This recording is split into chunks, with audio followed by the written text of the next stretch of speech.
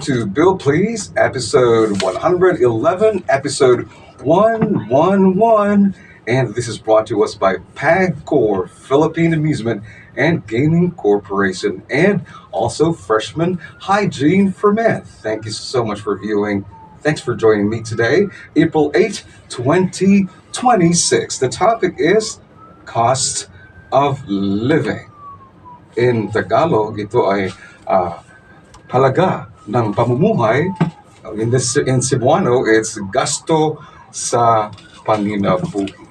That's the topic today, cost of living. And the cost of living these days is rising. But let's define first cost of living.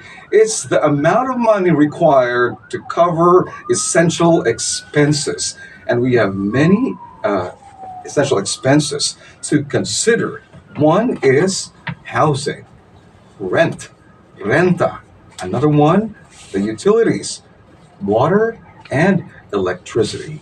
Another, transportation, education, entertainment, among others. Top expenses here in the Philippines. Number one, housing. Sa mga may plano na magkaroon ng sariling bahay, gastos rin yan.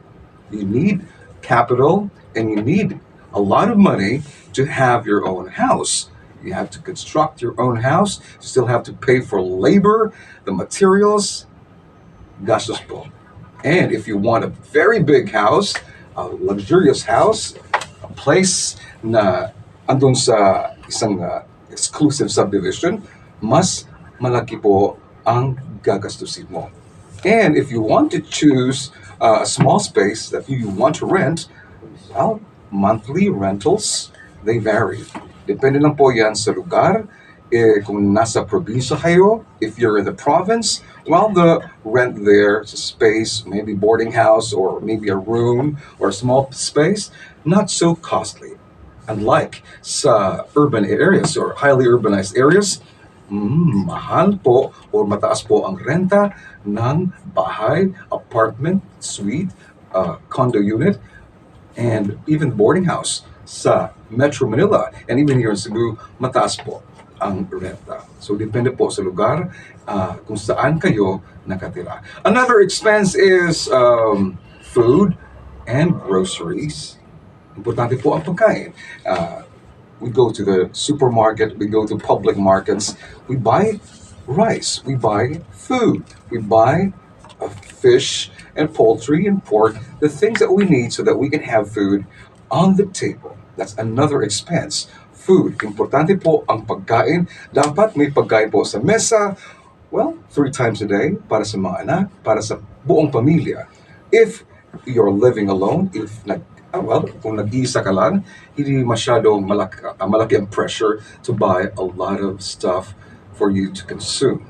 So, kung maraming mga bibig na papakainin sa bahay, 4, 5, 6 children, plus the mom and the dad, so mga 6 na tao, everyday kakain yan. So you need food supplies. And food supplies these days are, well, yung presyo nila, hindi na po mababa, but they are high. Well, if you want to buy yung ordinary rice, may regular milled rice, hindi po yan masyadong mahal. I've heard that meron pong mga 1 kilong rice, may 48 pesos pa. Is it true? May 48 pesos pa? No? 48 pesos or much lower than 48 pesos per kilogram of regular milled rice. Meron ding mga well-milled rice at saka special rice varieties. By the way, Bill Please, episode 111 is brought to us by PAGCOR and Freshman, and we are viewed live on our Facebook page, 96.3 W Rock, also live on TikTok and Instagram. And we are recording again this episode so that we can have this posted on our YouTube channel. Thank you. Well, I'll make this early. Thank you to Nina Nilias, also to Chrysler Seno and Efren Bato Abalonos, our chief technician, for helping me out today's episode for April 8, 2026. So, bahay, pagkain, these are expenses po which need money. Transportation. Ang plete sa taxi mag-increase na now because of the rising prices of fuel. Bakit ba biglang tumaas ang ating diesel, ang ating gasolina, ating crude oil? Well, fuel prices are surging due to the severe supply disruptions. And cause po ito ng Middle East conflicts, which started actually last February 28th. And Abril na po ngayon. And this caused the crude oil shortages because of the Middle East conflicts. Plus, yung Philippine peso po, yung value, napakababa na. Against the US dollar, one US dollar is now worth 60 pesos. On top of that, yung global prices po, nag-increase na rin. At saka, there's a high demand of crude oil and gasoline, but there's a low supply dahil nga sa Middle East conflict. And there are talks na mas tataas pa. It can even go beyond 150 pesos per liter daw yung sa diesel. So high import dependency. In case you didn't know, the Philippines imports crude oil, gasoline, and fuel 90 to 98%. So grabe tayo ka-dependent po sa ibang bansa when we talk about fuel. Philippine imports roughly 90 to 98% of its fuel from other countries, especially from the Middle East. So we are very susceptible to global shortages. So food, fuel, transportation, but of course, kung mahal ang gasolina, magiging mahal na rin ang plete or pamasahe. Utilities, water, and electricity costs in the Philippines are also, well, increasing somehow. And per kilowatt hour, there's 10 pesos per kilowatt hour. And if you consume an average of 200 kilowatt per hour every month, you will likely pay 2,000 pesos. Summer, meaning grabe kainit. So, may mga pamilya na nag-aircon palagi sa umaga, sa hapon, even sa gabi. But there are also who would not have an aircon unit. They'd rather have the ceiling fan or the stand fan or the desk fan or whatever. Basta lang po sila makakasave. Sa tubig naman, well, sometimes may water service interruption. Sometimes may power service interruption. So, hindi talaga araw-araw nagkakatubig sa ating lugar. But still, we have to pay our bills sa tubig at sa kuryente every month. Ayaw nating maputulan. Pero see, you have to consider also, aside from the food, aside from the fuel, you also need the money for your bills. Every month, renta, tubig, at saka kuryente. And let's talk about healthcare. That's also a top expense here in the Philippines. Nagkakasakit ang tao, so nangangailangan siya ng gamot. Gamot na expensive, gamot na hindi expensive. Depende po yan sa condition ng tao. Hospital bills, naku na tayo. Malaki na po ang hospital bills these days. So, bawal magkasakit. So try your very best to strengthen your immune system para hindi po magkakasakit, para hindi mag-confine sa hospital. One day po, confinement, magastos na po yan. So unlike some countries, the Philippines doesn't have a fully universal healthcare, but we have what we call the Philippine Health Insurance Corporation, or PhilHealth, covering a percentage of payments for several health conditions. If there's someone in the house, in your place, na nangangailangan ng gamot or maintenance, dapat may pera. But are there free medical assistance? Free medicines, right? Excuse me. Aba, may ubo. Filipinos may easily access free medical assistance from select government agencies, barangay, municipal, or city health centers. You're watching Bill Plays episode 111, and our topic is cost of living. So aside sa healthcare, meron pa rin education. May mga anak kayo na, well, nag-aaral. May mga paaralan na nag-offer ng scholarships. May mga private schools na expensive. Universities and colleges.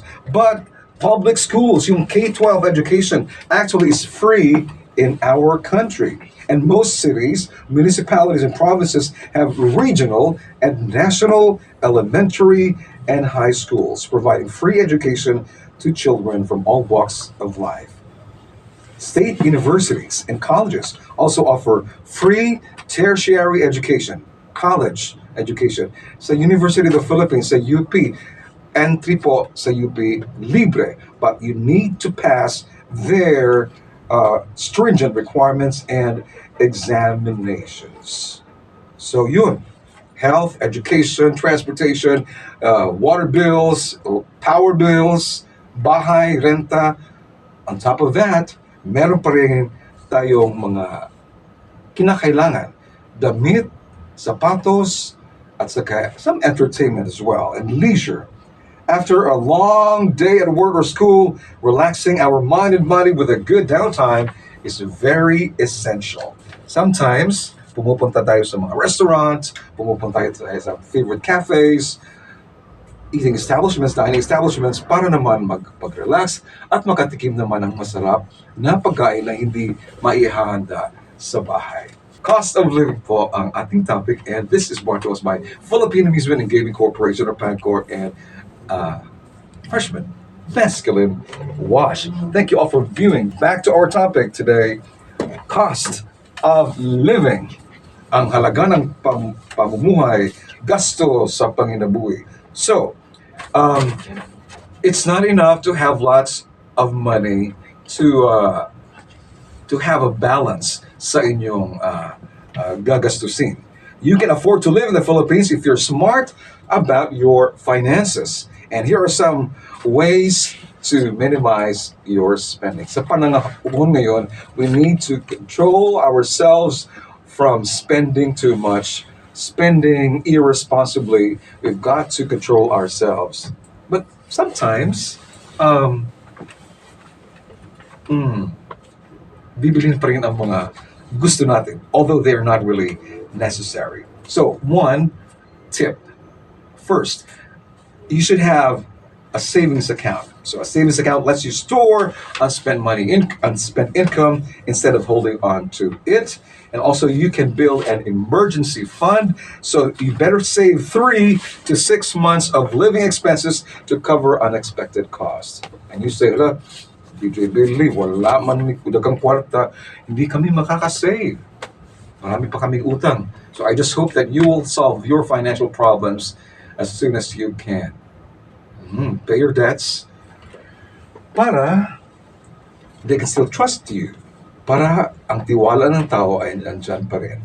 And you list your shopping items. When you go to the shopping center or supermarket, dapat may lista. I don't do that because dito na lang sa ulo, nangangailangan ako ng cooking oil. I need cooking oil, maybe some laundry soap there. Pero may makikita pa rin sa shelf. Kahit marami pa akong kape sa bahay, bibilin pa rin ako ng kape na iba ang brand. So, because I like coffee, yun, hindi ko na yung nililista. I like coffee, different kinds. And I also like books.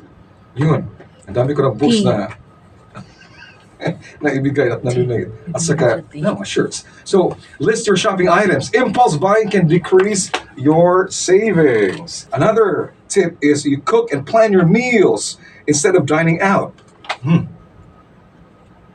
Luto ka, panangalian, and then enough para may pagkain ka pa rin sa hapunan. So, kung meron kang kaldereta or pinakbet sa tanghali, you should have enough of that para makain mo naman yan sa gabi. But there are people na ayaw nila na inuulit yung pagkain nila sa araw-araw.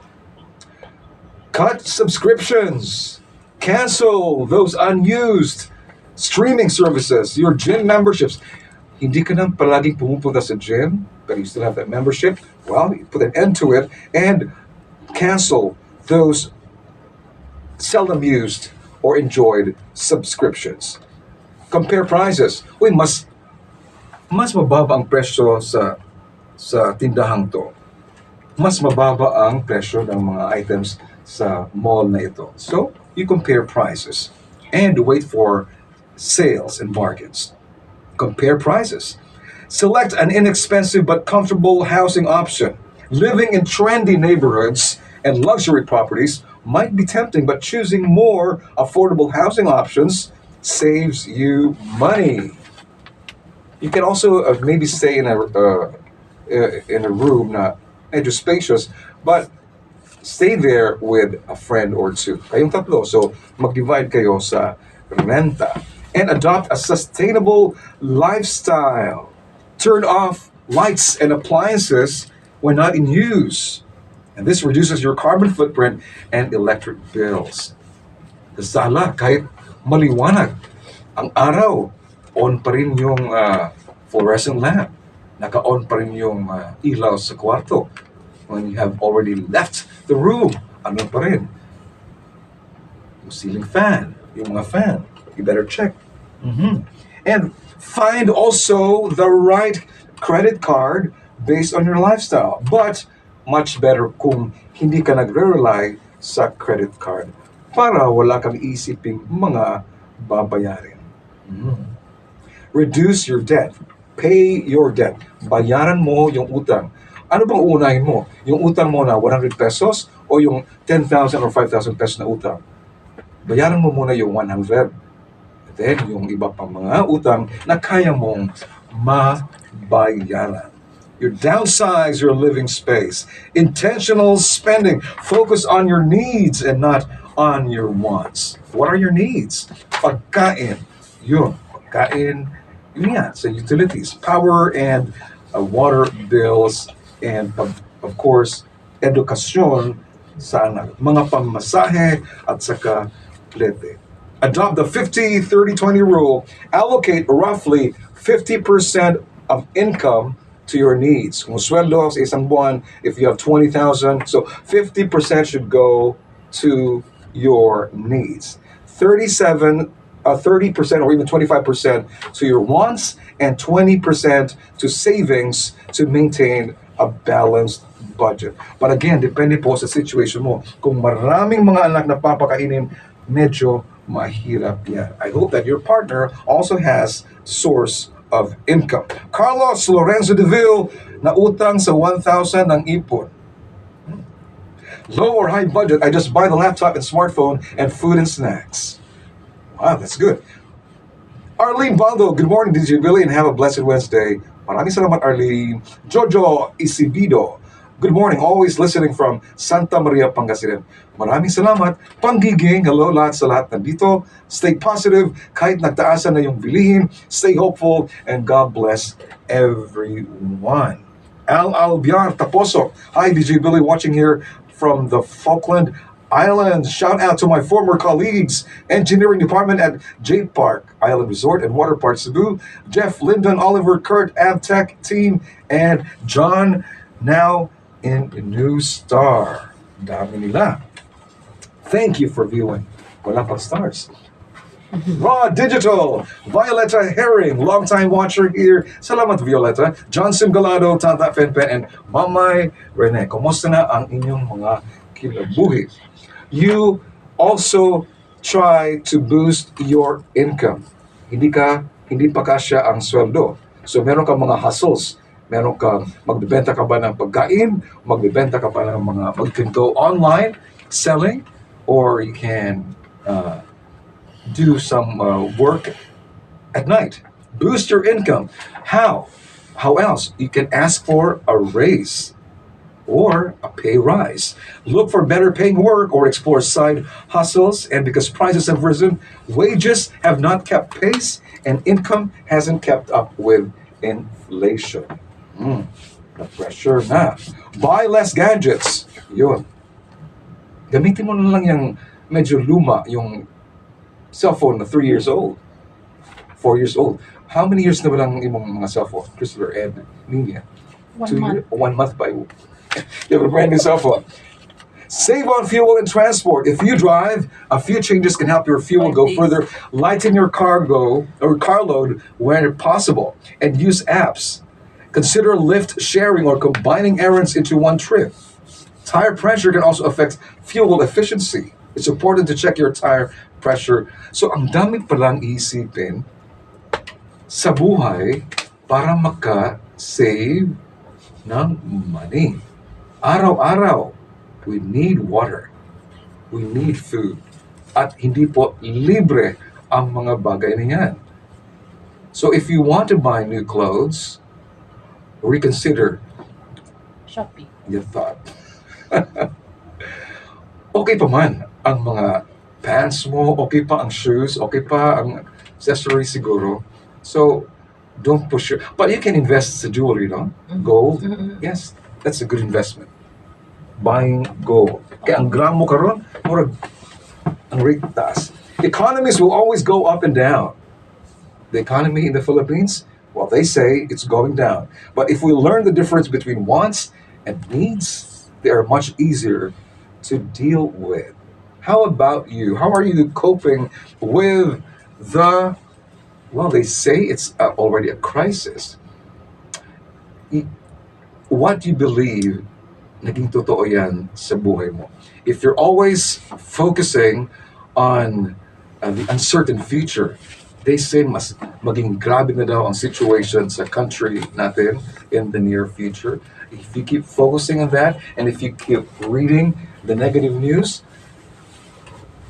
automatic yan. Mas stress out ka. You will be anxious, you will be worried. Because utang dito, utang doon, umuutang ka para mabayaran yung isang utang, so you will never be free from debt. And pagkain, nauubos po ang bigas. Bili ka ng 5 kilos of rice, maybe 1 sack of rice, nauubos rin yan dahil kumakain po ang tao sa bahay ninyo. So you need to eat. Twice a day, 3 times a day. Yung naghihirap talaga, yung iba, they just eat once a day. So yun, if you're a voracious rice eater, consider eating rice a little less this time. And yun, mga wants. Dapat needs talaga. Doon na pupunta ang pera. And again, advise your children, the young ones, na hindi masyadong gagastos sa mga luho. Bill, please. Maraming salamat pala kay Anthony Tusi for the graphics, and thank you for promoting our show, Bill Please, Strubs Audriel sa social media platforms namin. And thank you very much for always making us a part of your Wednesday morning. God bless us all. May we able to live responsibly, and may we be wise in our spending. Bill Please, episode 112, next week, April 15. And by the way, congratulations to all the graduates. God bless you all. Thank you very much for viewing, and happy Wednesday. Bye-bye.